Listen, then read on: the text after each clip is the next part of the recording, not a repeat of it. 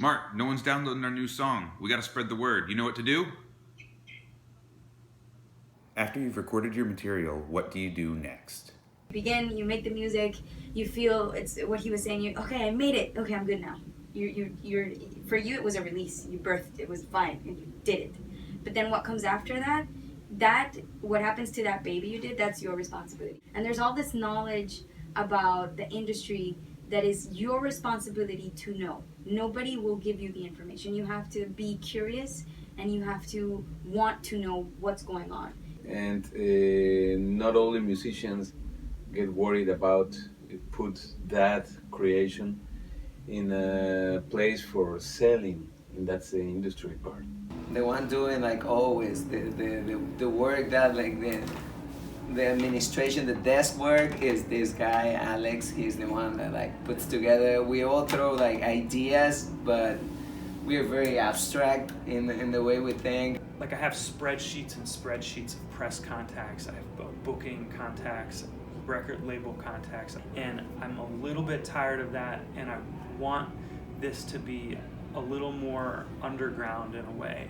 He is particularly organized. I call him the valedictorian type, but he's super organized, you know, and so has a lot of good connections and knows the perfect musician for this or the perfect band for this thing. You know, like, oh, you need a salsa band. Like, oh, I'll talk to my friend, and he calls me up. He's like, you know how you always been wanting to play salsa? You should put a salsa band together and go play this rooftop party. Like, my neighbor knows somebody that needs a band.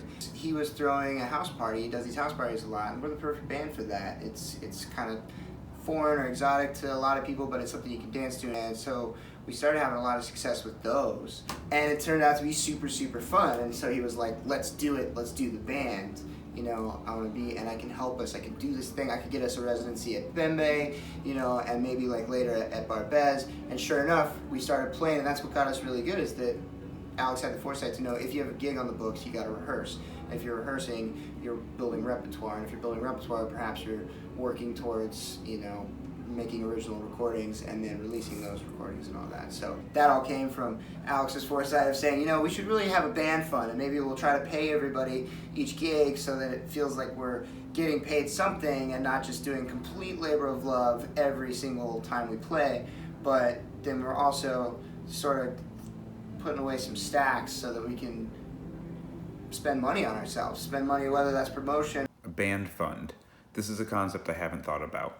By putting a little away from each performance or album sale to reinvest in the band is a great idea and an amazing way to fund promotions in an organized manner. But one thing I have noticed that helps, at least me, especially as somebody who doesn't like to do a whole bunch of like paid advertisement, that kind of thing, networking with other artists is good, because when you meet up and connect with people who do similar types of music as you, and then you're able to maybe bring them into a show or somehow collaborate with them, then you're not only sharing your talents and your styles, but you're also sharing your music with their audience, and they're sharing their music with yours. Playing with other groups that are like-minded. There's other groups that are a mix-up of people from South America playing music from their original roots and know-how, and then educating and incorporating other people, other New York musicians. And so there's like a whole niche market of bands here, like you know, those guys from Yotoko invited us to do their thing. 267 NYC, you knew those guys. And then so that show happened, and from there other people found us, and we have mutual friends that we also play with, like Combo Chimbita, they're one of my favorite bands. And so Lema Sonata, they're great, and those are similar. There's a lot of side projects going on in this. I think that there's a lot of interest in this kind of music in an underground way, which is really cool. It's sort of like, well, we know this person, they know us, so now the show's happening. We don't have to sort of look for a promoter. It's all kind of falling into place organically. Beyond that, man, it's who you know. Connections, man. Make good connections based on good things, good values, you know, quality, talent, discretion, future vision, and, you know, good luck. Well, I think if the Russians can win an American election using Facebook, then I can definitely promote my band using Facebook. So I've been focusing a lot on the strategy of using social media and using Facebook to promote our events, using Instagram ads and stuff like that. We live in a new world, and I think a lot of what we're trying to do is just adapt to this new world, and I think music is doing the same thing. And when it comes to promoting shows and getting people to come to your gigs, social media is a big deal nowadays. And it's hard because you don't want to share your personal life too much. I mean, at least for us, it's something that we try to avoid. But people want that. And it's crazy the amount of engagement you get when you share a personal story and stuff, and people respond to that because you're talking to human beings. And you don't want to be feeding these human beings just constant publicity.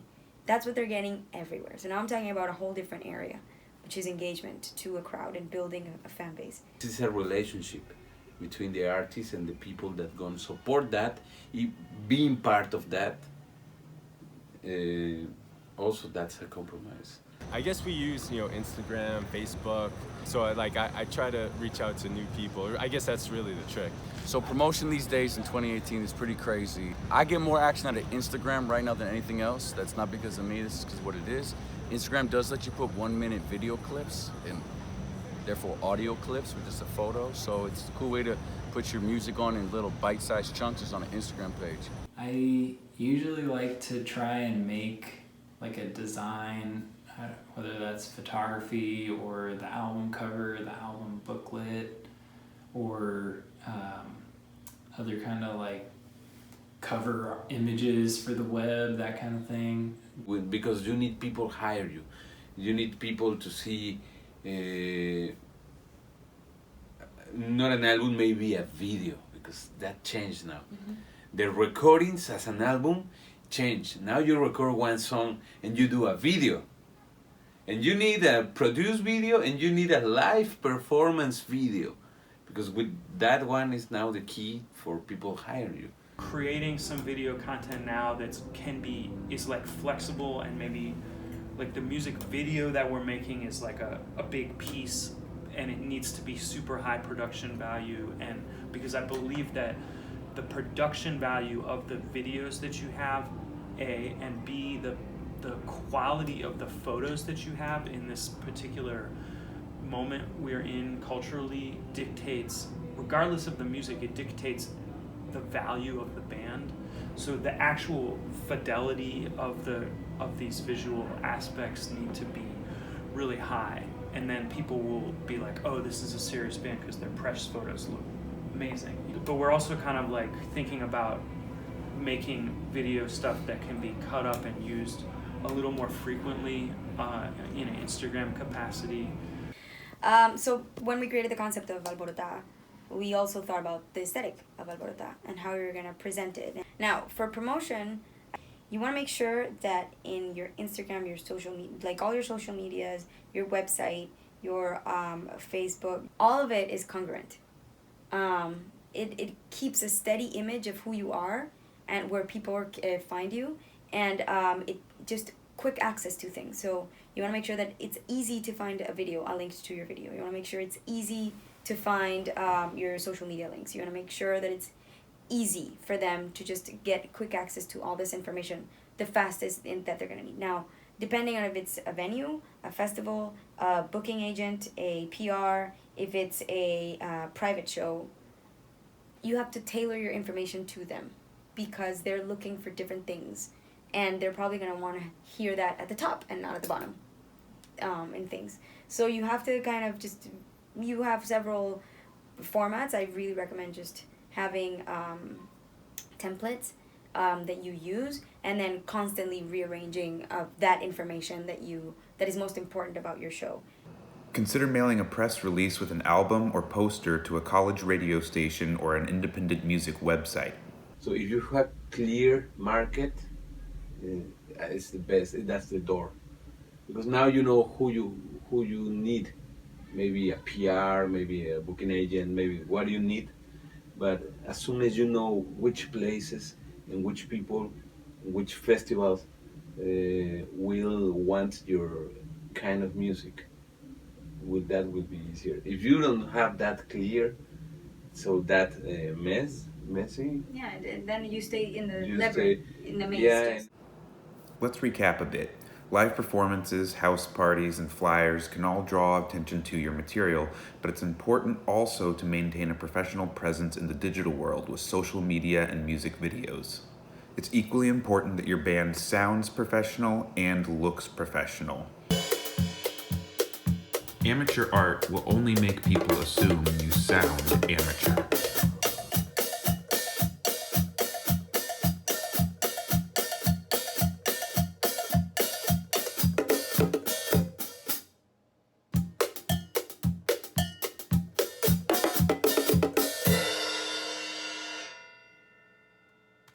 Spend some of the band fun on a photo session, music video, or original album art. Those Coulters have had the same artist design everything for the last 8 years to keep our brand cohesive. Let's apply what we've learned. Guerrilla marketing. If you're not on a major label and your budget is small, you gotta get crafty to get your message out there. Do's and don'ts. Don't be that guy in Times Square handing out CDs and then trying to charge people. Don't get caught spray painting a billboard. Do be stealthy when vandalizing property that isn't yours. Find creative places to hang your message and try different mediums like stickers, posters, cards, or pens.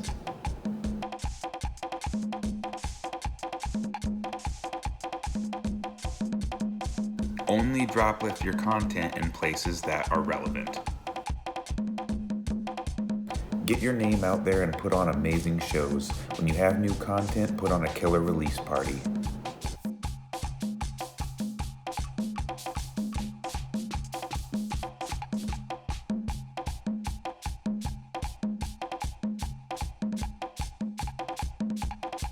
Try to maintain a healthy online presence without going overboard.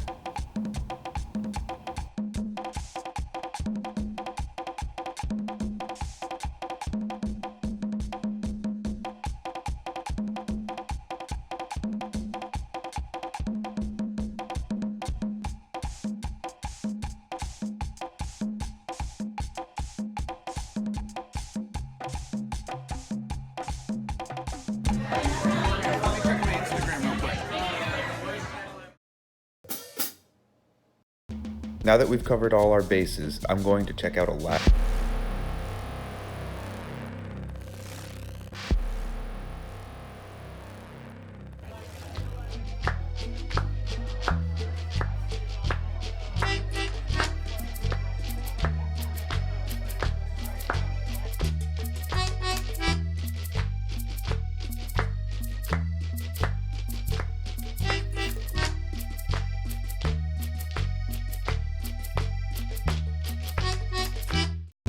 Now that we've covered all our bases, I'm going to check out a live show. Gato Loco puts on a face-melting show. The 8-piece orchestra plays psycho mambo, infusing genres like rock, mambo, ska, and cumbia. I caught up with them at the Brooklyn Bowl bowling alley. Gato Loco is a band you need to know about. Each member is extremely talented and shines in their own unique way. This is a horn-filled band with heady, complicated grooves. Their lengthy songs showcase the individual talents with insane solos and dynamic changes in mood. Follow Gato Loco and everything they're up to.